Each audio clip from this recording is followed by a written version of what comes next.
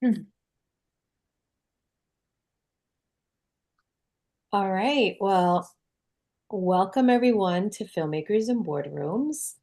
Um, Filmmakers in Boardrooms is an initiative just bringing together independent filmmakers, talking about independent cinema, shared journeys. And we are very, very excited today to have on FIB Live here from Toronto. We have director Pony Nicole Herauf. Hey. And hi. And then we have writer and starring actress Ellie Moon. Hi. And we have Martin Del Carpio, board of director of FIB, Filmmakers in Boardrooms. Hi.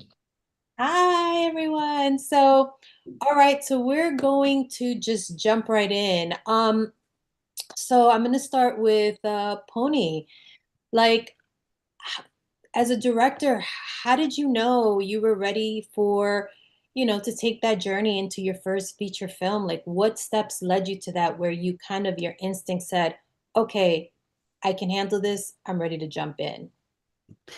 Yeah, I don't know if I ever felt so ready, or I was just kind of like, you got to take opportunities as they come, and it's a great opportunity to make a transition from directing short films into feature films.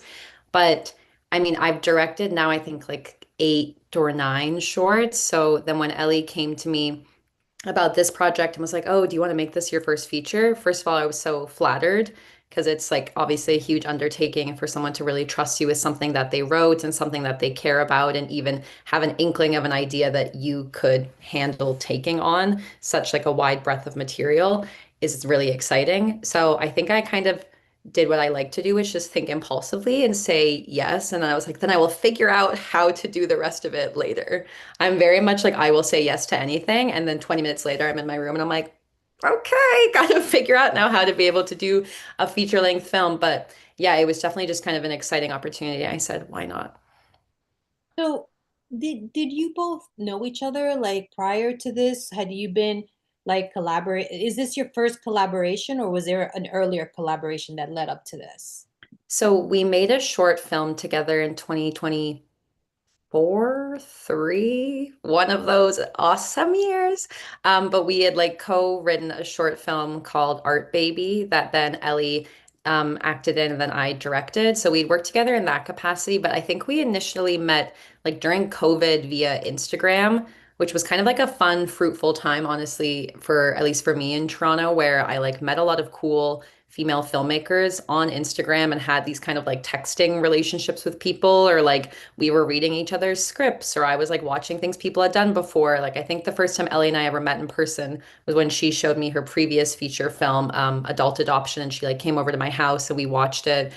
And it was like such a cool introduction to her. But yeah, so we had done the short together. So we had definitely like at least the solid kind of working relationship built. And I had done some editing of Ellie's like book and just like little notes here and there for certain things. So we knew how the other one worked, I would say. Okay, great. So, so what was your initial response when you first read that first draft of like young female playwright? Like, Yeah, I thought it was great. I mean, it's so cool to read a script. And I know Ellie obviously comes from a theater background. I come from a theater background as well. And like, I've been going and standing in a rehearsal room since I was like 6 years old and kind of sensing these dynamics and like seeing these archetypical people act in like really intense ways kind of my whole life. And I love movies about theater. Like Opening Night is one of my favorite movies of all time, like the Cassavetes film. So anything that has theater in it is exciting. So when I read the script, I loved those elements of it. I loved that you were kind of following this woman who is like complex and you're not always agreeing with the decisions she's making or the way she's acting in certain situations, but has a really great kind of heart at her core. And I found that super interesting and something that I was definitely kind of struck by.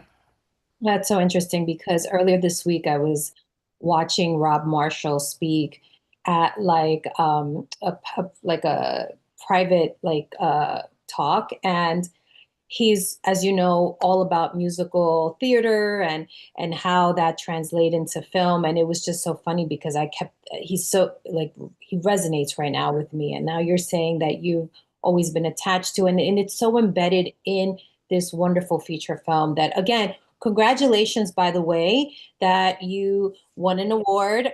You were a winner at the Cinequest. You did your world premiere at Cinequest Film Festival, and you won an award there. Like you were a winner.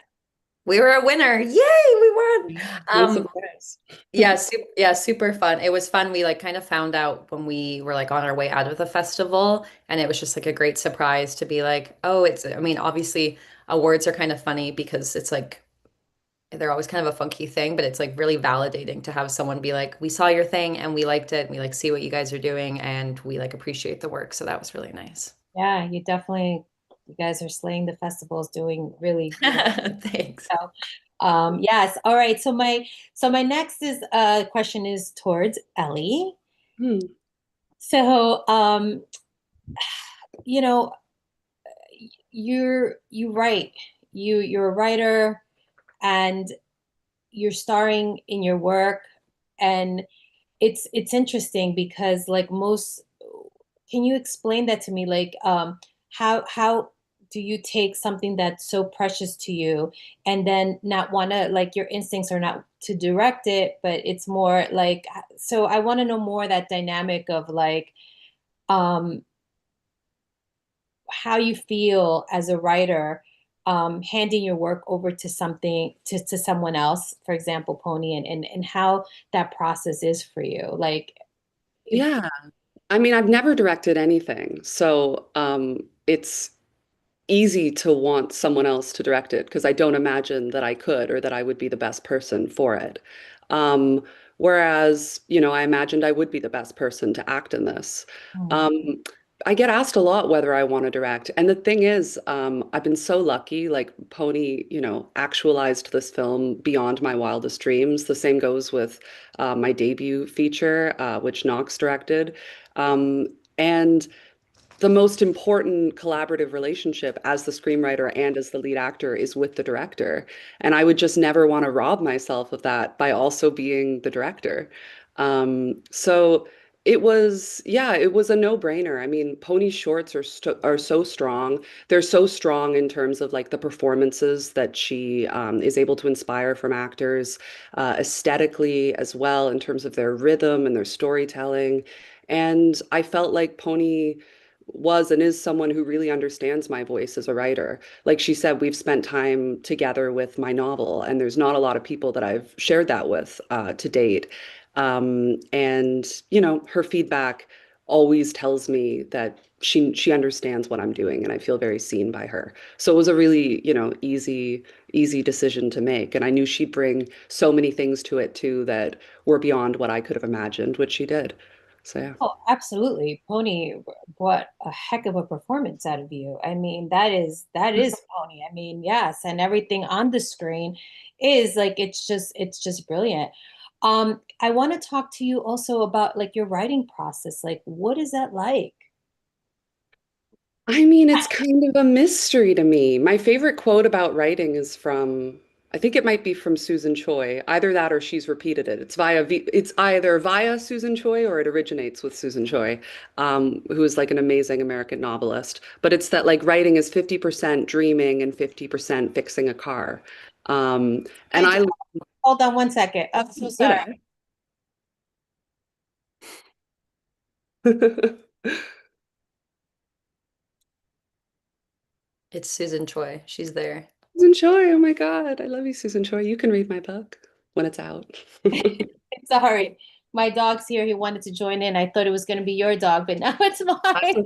okay. I have a similar situation.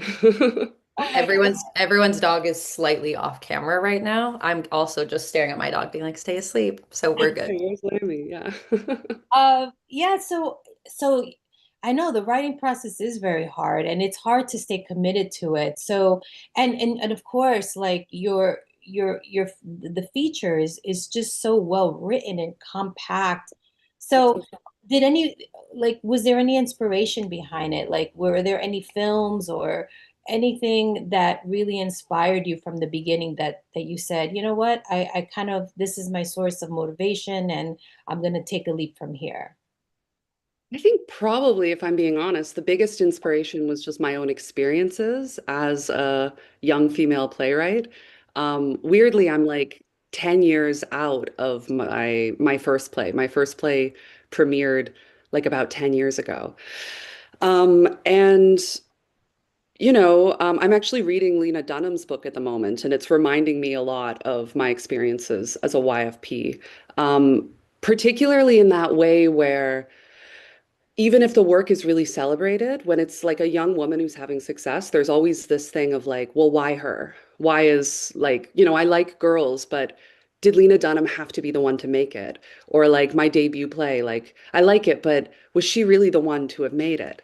And it's such a kind of hilarious misogynistic line of questioning because, of course, no one else could have made Girls. No one else could have made my first play. If you like either of those things, you kind of got to accept that we're the ones who made it. It came from us.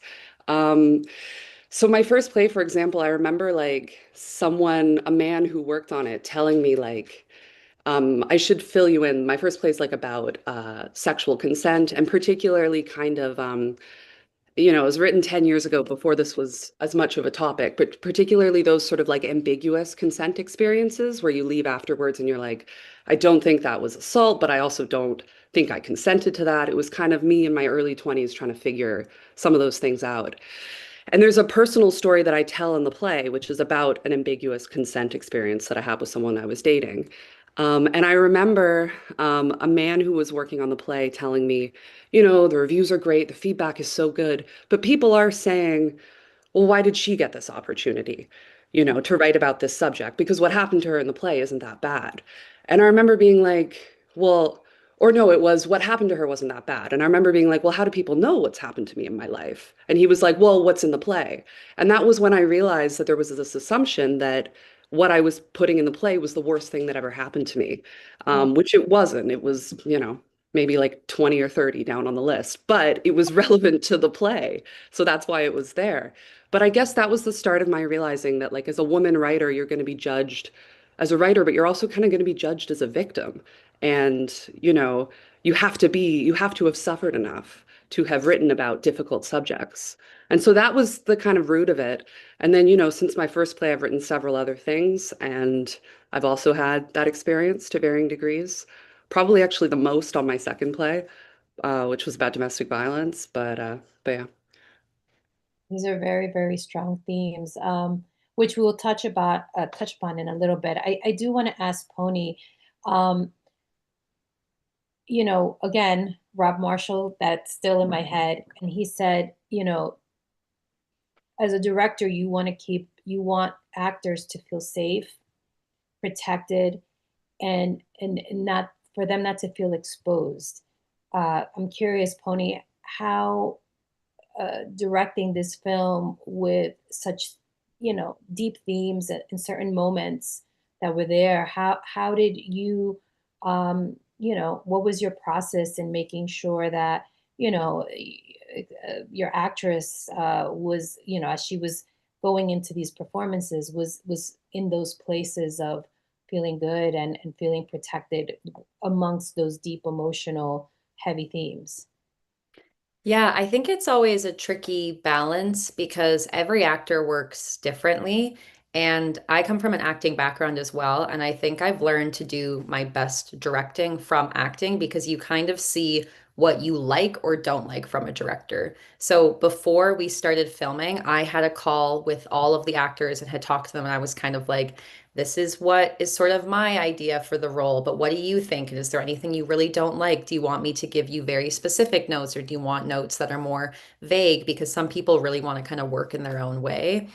So I think what we tried to do best was always keep the set a balance of that the people are the most important thing about it. And film sets are hard to keep that mentality because it's like everyone's so stressed. You have so much to do in such a short amount of time, and the stakes feel really high. But if you zoom out a little bit, you're like, okay, it's actually just like, does everyone feel comfortable in the room? Are people feeling safe? Are people feeling fed? Are they feeling warm enough, et cetera, et cetera? So I think I definitely try to do my best to prioritize that. And then as well, balance sort of the like heavy themes with the ability to have a set where it's like there's levity and people are having fun and are able to joke.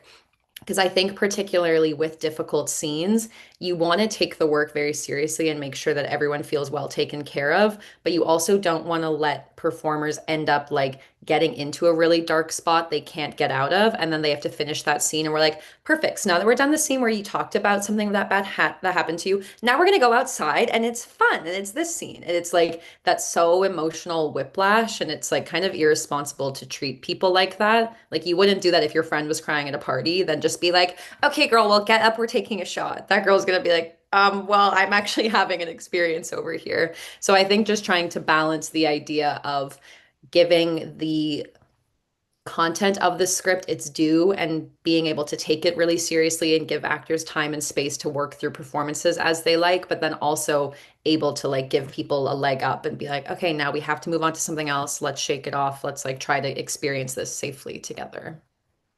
Yeah, directing is so hard. I mean, you're setting the tone, you walk in and it's like you are managing, so many aspects of a production.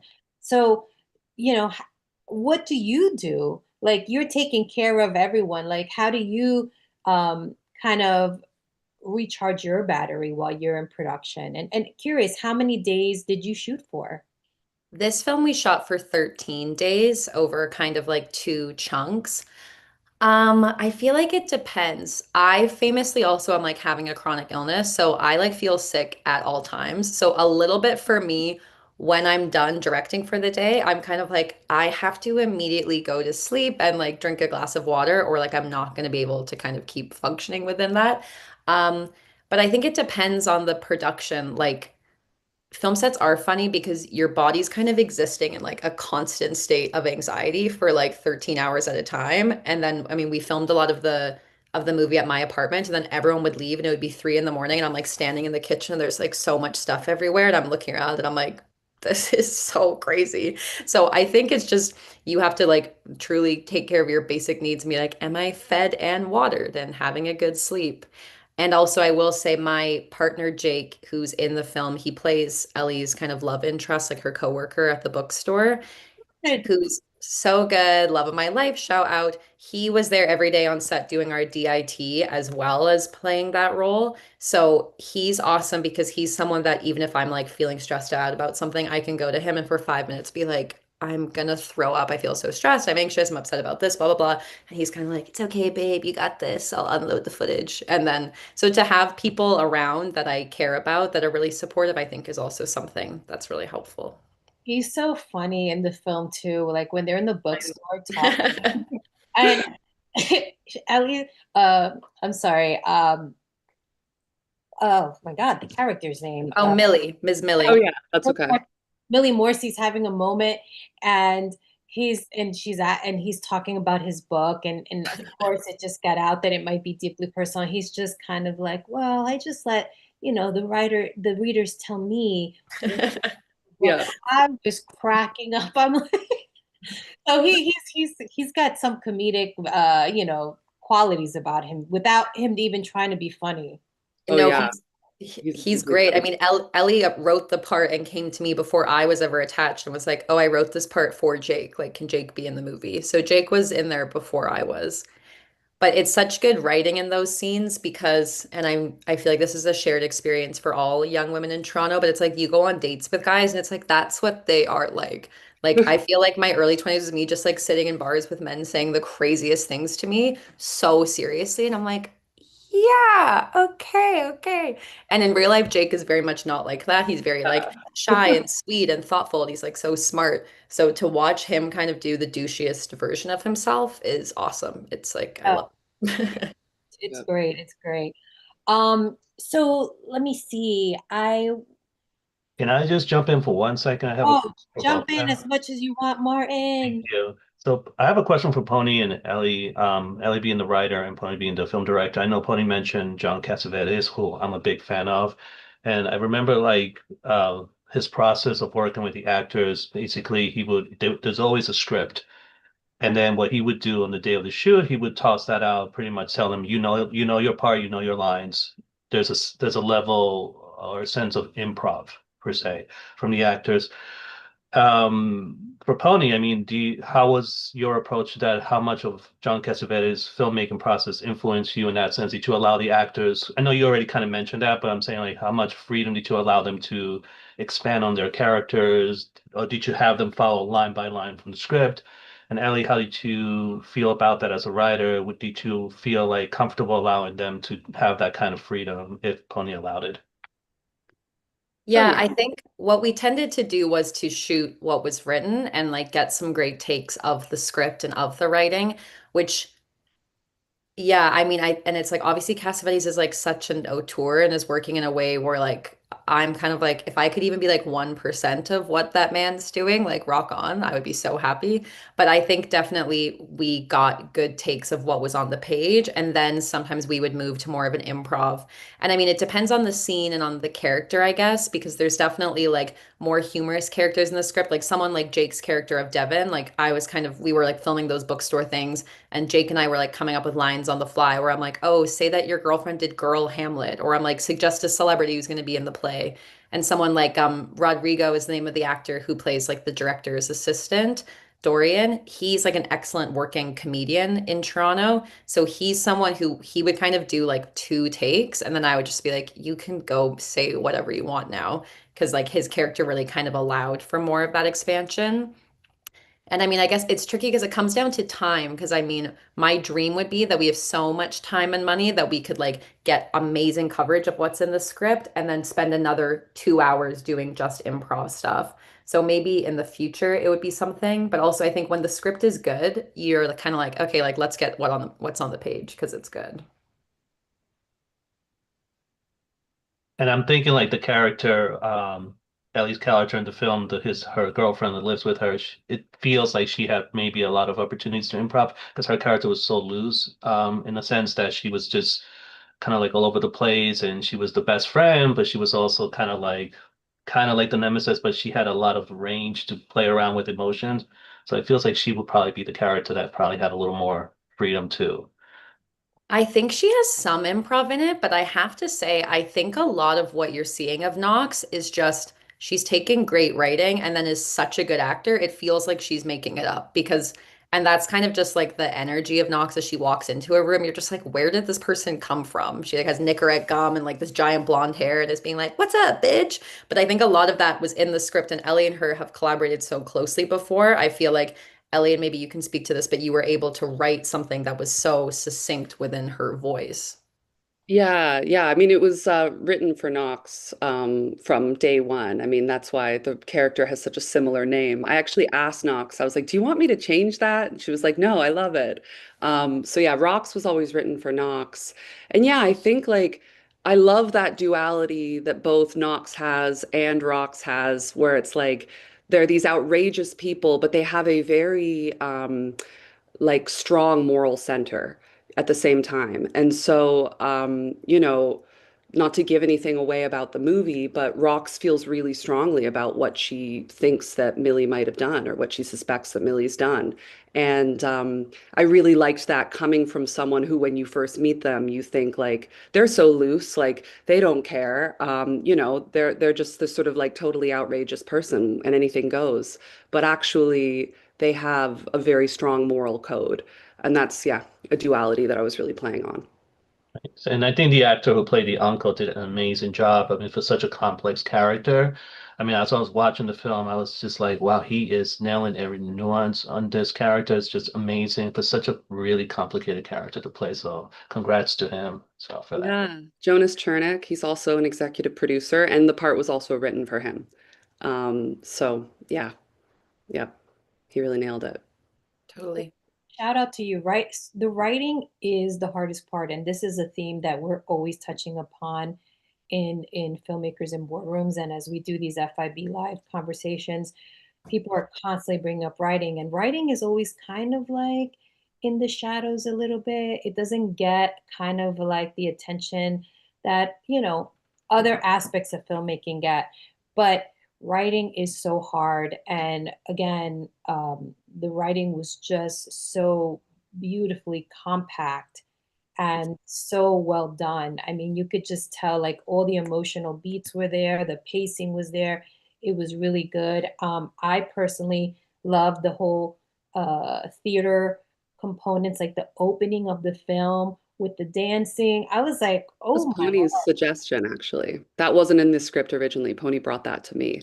God. And then I loved it as soon as it worked really well with the ending as well. Kind of bookend. I love a bookend. Yeah, Um, yeah. I love that beginning. So bravo to you, Cody. So yeah, I'm curious, do you do lookbooks? Lookbooks? Yes. Oh, Like do like, like a lookbook or something? oh, yes. Kind for this, like, kind of. I mean, I definitely threw together some like more filmic references and then working with our DP, Ben Roberts, who is like one of the world's greatest cinephiles. It's like you name any movie ever, he has seen it 14 times. He like knows everything about it. So he did a great job of I would be like, "Oh, I want it to kind of feel like this." And he's like, "Here's a shot from Robert Altman's Three Women when they're wading through the pool, blah blah blah," and like had like such quick references. So I think him and I put some stuff together. And then our production designer, Abigail Chevalier, she did a really great job working on like such a limited kind of resources, like working with such limited resources. But she kind of came to me more with lookbooks and sort of gave me stuff that was like, oh, I'm thinking about this. And we would go from there. And so do you think more storyboards, or like did you do any storyboards? We didn't do And I any, understand that you took like shots and stuff like that, but in terms of yeah.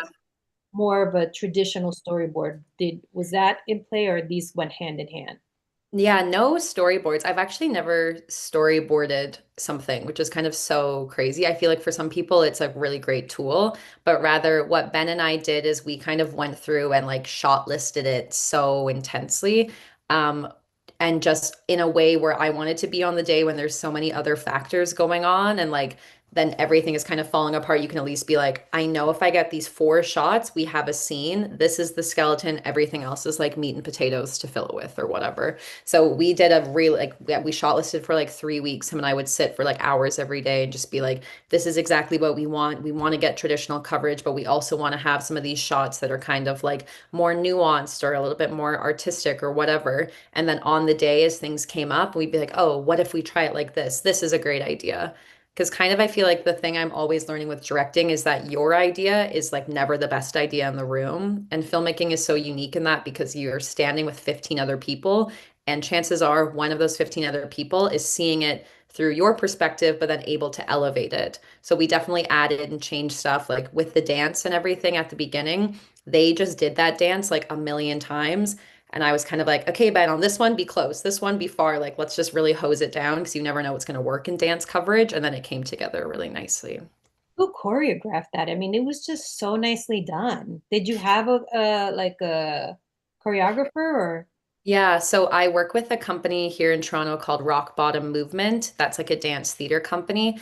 And it's run by this really exceptional woman, Alyssa Martin, who is just like beyond. She just like debuted a piece at the National Ballet in London, England. Like she's really exceptional. So I went to Alyssa and was like, can you please choreograph this dance? And then all the dancers you see, in addition to Ellie, are members of that company. So that was really special as well because those are like dancers and friends of mine that I've worked with for like 10 years at this point, and I just think they're such amazing performers. And it was great. We filmed that as the very last thing we shot for the whole movie. So it was such a nice kind of finale to have like brand new energy come into set. You have five people, their butts are out, they're wearing blonde wigs, they're like so excited to be there, and everyone's like, woo, now we're doing the dance. And like that's how we concluded our whole time shooting.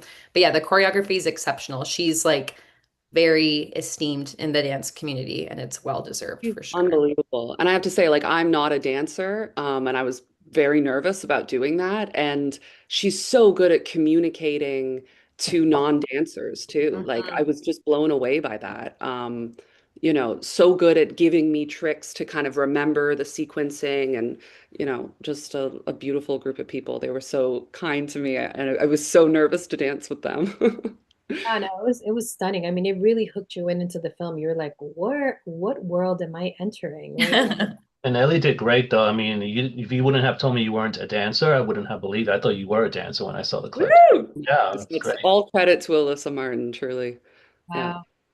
So I want to delve into themes a little bit because right after that, the character is like, they announced that they're gonna be doing a play.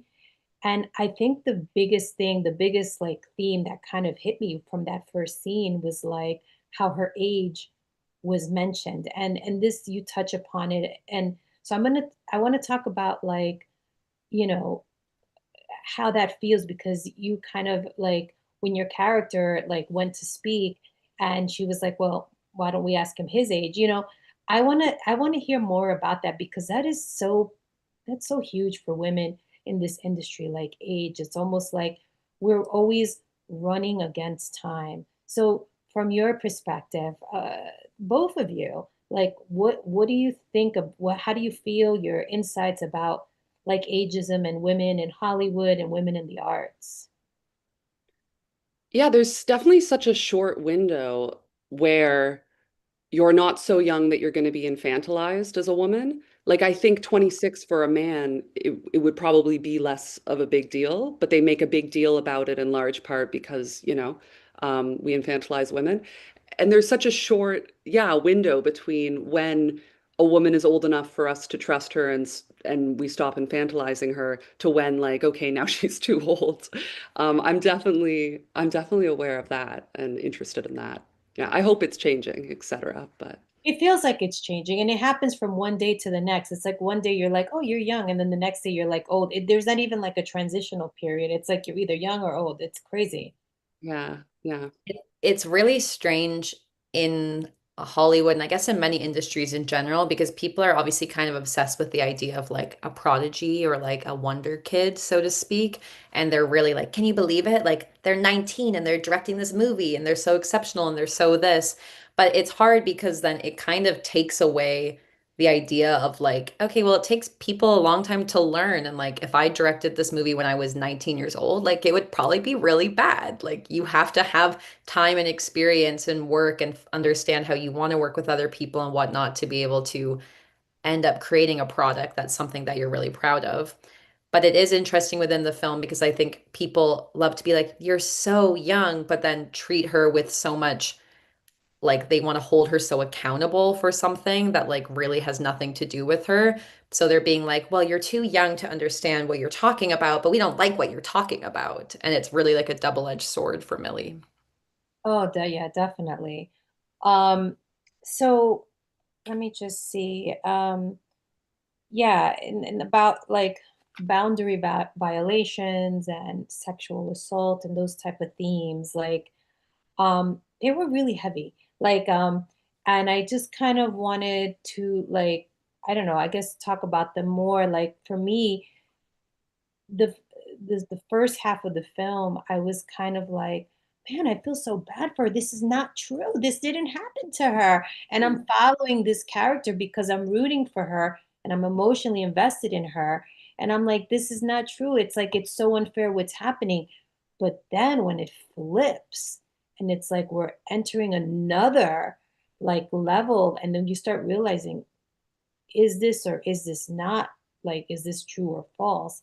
So I kind of just kind of like, again, those are really really like hard themes to to touch upon. And I felt so bad for the character when the parents were like, did we do like were we okay parents? And it's like, yeah, mom and dad, you were, so I guess I want to just talk a little bit about more like I guess Pony, like how you felt navigating a film in within those themes, and Ellie, how you felt performing within those themes, and was there this sense of vulnerability, and just kind of like if you could elaborate a little bit on that, like what were you exploring? What did you want to explore? What was the message that you wanted us to know about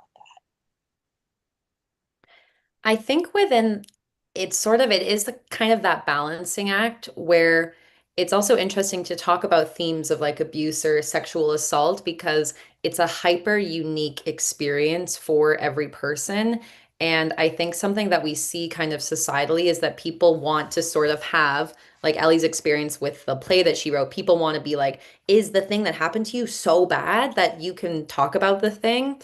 So I'm not sure like what I guess the like message of the film is, but I think for me what's interesting as a takeaway is the fact that this thing is gonna at the end of the day be a completely unique and vulnerable experience for each person who experiences it. And it's not ever going to be something you can like put in a certain box or put in a mold, like how an assault happens or how someone reacts afterwards or how the other person feels. And I think what the film does a great job of is exploring those big questions from all angles.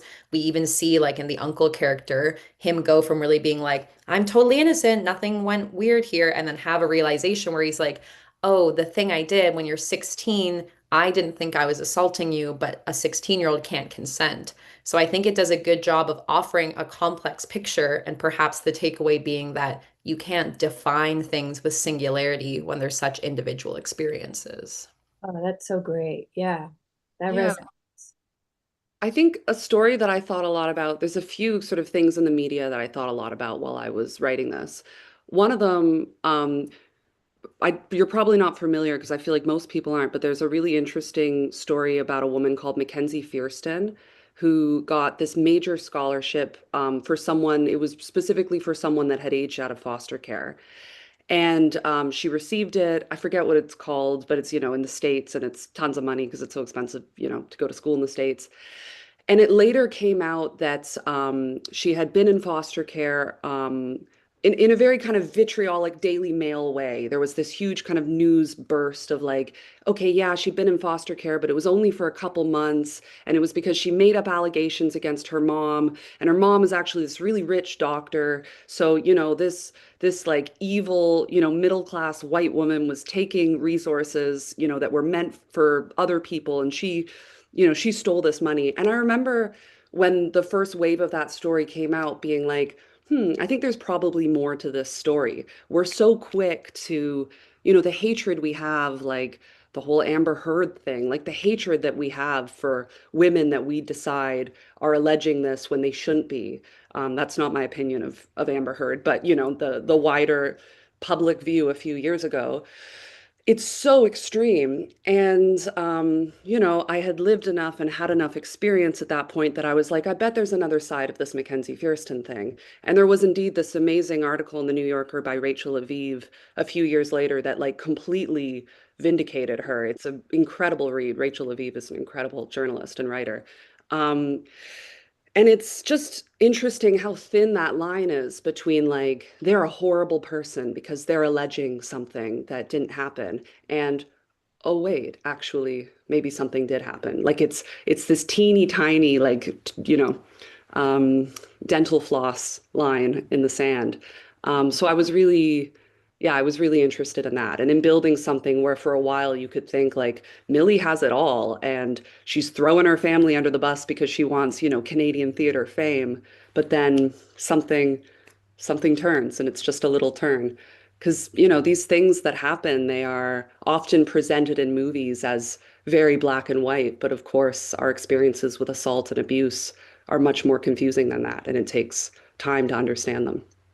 Yeah. No, well, we're so grateful that you were able to show us this type of theme and within this type of story because you definitely do leave thinking. And I was when I watched it, even after, one or two, three times, I was kind of like left really like impacted. And I was like, hmm, you know, something there was a feeling that I left with. So I thank you for that because it makes you think. So I wanted to, how does your film reflect women's experiences navigating authorship and credibility in the industry? For example, Liar in the Mirror. Like that was really like I wanted to know more about that. So whoever Yeah, wants to jump in. I mean, I think it's something that Ellie's touched on talking about the experience of playwriting and writing something where, especially as women, it's often really prescribed upon you that if you write about something, it had to have happened to you because otherwise, like, how are you coming up with that idea as a girl? Which is like a really misogynist take, but it's something where if a man writes a story about like if you think about like the movie like The Revenant or something, that's like so crazy. He's in the bear and it's this. People are just like, oh my God, his mind. But if a woman writes a story about like, oh, I experienced like this weird thing sexually, and perhaps my family has an opinion, everyone automatically has to be like, well, that happened to you because you couldn't have made it up otherwise. So I think The Liar in the Mirror is nice because it's a really kind of simple visual buy-in for the audience because it's a word that has so much weight to it. And like no one ever wants to be called a liar. It's like so hurtful if people are accusing you of making something up. It like kind of brings that like inner child feeling where when you're a kid and someone's mad at you for doing something and you're like, I didn't do it. Like, why can't you believe me? So I feel like to have that in the film is a nice way for the audience to feel that kind of like hot red gut sensibility of it's hurtful to have someone accuse you of falsehood. Very Yeah. true. And it mirrors the poster, of course, that has all those words written on it. Yes. So I Yeah, was like, wow. yeah, I love that.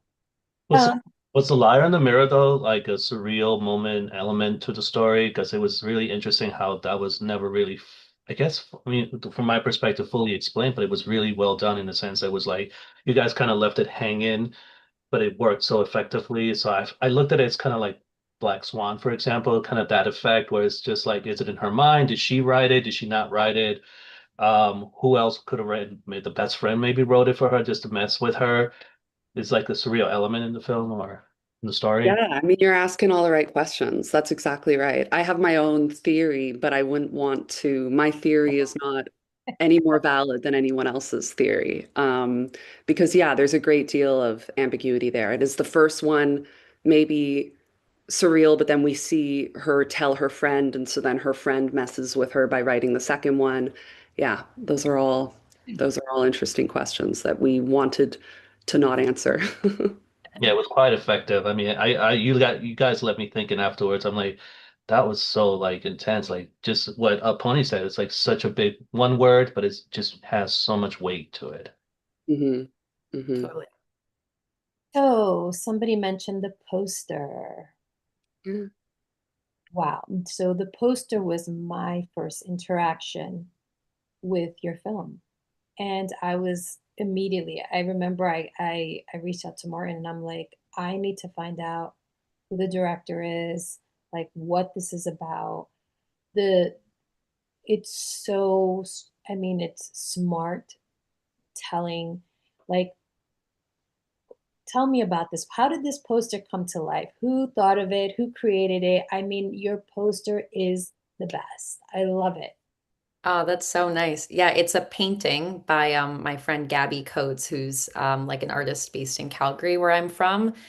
And I think when we talked about the poster, I knew I always wanted to have a painting of some sort. It's like, and it's definitely becoming more popular nowadays, but also harkens back to like those beautiful posters from the 70s where you just know an artist spent hours and hours and hours creating something. And I'm so like not interested in the posters that are just like a million people's heads and then the title, like those kind of like Marvel movie ones. I'm like, I can't look at that. It like makes me feel so sick. So with the poster, I think it was something we had just talked about, like what are images from the film that are really striking. And obviously, like the red outfit she wears at the end was like definitely such a favorite for us.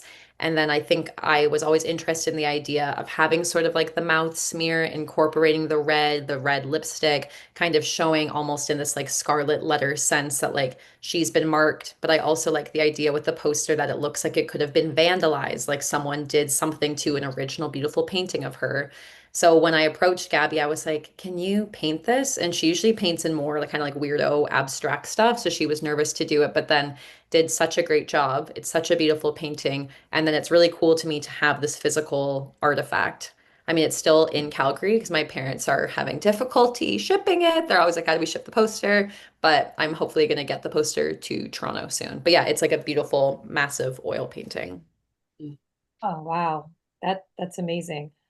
Um, so we're going to be wrapping it up soon, and I just kind of wanted just to see what advice would you give you know, anyone out there who wants to jump into their first feature film? Um, what advice would you give them? Ellie, do you have advice? I have to think. Yeah, I mean, I think like I really wrote for the resources I had, and that was major in terms of us just being able to make it. Like almost all the roles were written for actors that I knew would do it, you know, even if we had no money to pay them, even if, they got something else that they, should probably take instead. Like I wrote for actors that I knew really well, and that I knew would really believe in this and want to be part of it. And I also wrote for locations that, I knew that we would be able to get for free. Um, so I think it's not a bad thing to kind of have those limitations in mind when you're writing. So I guess that would be my first thing. I know a lot of people try to write whatever it is they want to write and just like really hope that it gets like a, massive telefilm grant or something like that. And that wasn't the approach that we took. We kind of always knew that this would be like kryptonite to telefilm. And that if we were going to do this, we were going to have to, kind of do it on a shoestring. So I think having that in mind from the beginning isn't a bad idea if you really want that freedom. Yeah. Um, so is the film ever going to come to New York? Like, I'm sure people would, please let us know if it ever, there's this, a festival that it gets to in New York where I'm sure it'll have a screening in New York, either an independent screening or a festival screening. that would be amazing. I would love to go and see it again on a big, big screen. Thank you. So, and I'm sure people would, love to go see it. So, um, is this collaboration like what's next for the two of you? Like, I mean, I know you're going to have a huge festival run, so that, but are you thinking of other projects? Like, what's next? Yeah, I know we both have stuff kind of cooking. It's hard. Independent film is funny because I feel like there's like always so much going on, but so little at the same time. But speaking personally, like I just finished a short film that's hopefully going to start its festival run in September called Go Piss Girl, which is Amazing. Yes, Mhm. great oh, title. thanks, Ellie. So Yeah, good. I really like the movie. It's like a comedy, but it's like an allegory about how like trans people have like such limited washroom safety, but done in like a very kind of like bright, loud, sort of fun way. So I finished that and then I'm doing some writing. I'm like obsessed with Catholicism right now. I've always been obsessed with this since I was a kid, so I'm writing a lot of Catholic things, comedy and otherwise. Um, I but I love know I'm like, my parents are always like, this is not why we took you to Catholic church to now like write a movie where it's like, now the woman gives birth to Satan, because I think it's funny. But so that's some of the stuff in the works. But I know Ellie has some exciting stuff too. Yeah, yeah. I'm writing my third feature that I have a producer named Ryan Bobkin attached to, which is exciting. I'm working on some TV stuff. And my novel that Pony, was instrumental in helping me shape. I'm gonna have some news to share about that soon. I'm kind of right at a certain finish line with that. So yeah, it's a busy time, but it's really nice. And yeah, Pony and I will find something, I'm sure, good to work on together soon. I love it. I wish I really, really, truly wish the very best for the two of you.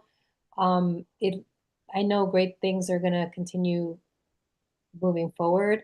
Martin, do you have anything before we wrap it up? If you wanna, It's just great to see collaborations that are genuine, and I think it's awesome you guys have a friendship, but it's also, your artistic abilities, your artistic talent coming together. It just makes it even more powerful. And it's awesome to see that in, I would say, in the art community, because sometimes, that could be so divisive between us, and we competitive, unnecessarily competitive, and it's great to just see people come together and just pull this together because we're the only ones that are left that really cares about this. Sometimes it's no one else really does, and more power when we're united. So it's awesome to see you guys just have that power. So congrats on that. It's not easily obtained. Thank you so much. It's true. People like to pretend there's not enough room at the table for everyone, but it's like the table's big. There's room at the table for everyone. But thank you so much to the two of you for having us and for such nice words about the film and such thoughtful questions. It's been a real pleasure to get to speak with both of you. It's like so, yeah, it's like so nice. It's really, really great to hear your questions and your thoughts. thank you so much. We're so thankful for you. And again, wishing you the very best. Yes. Take Thank you so care. much. Thank you. Enjoy the rest of your day. Take Take care. care. Okay, Bye. bye. Thank you. All right, Martin, are you still there? Yeah. Don't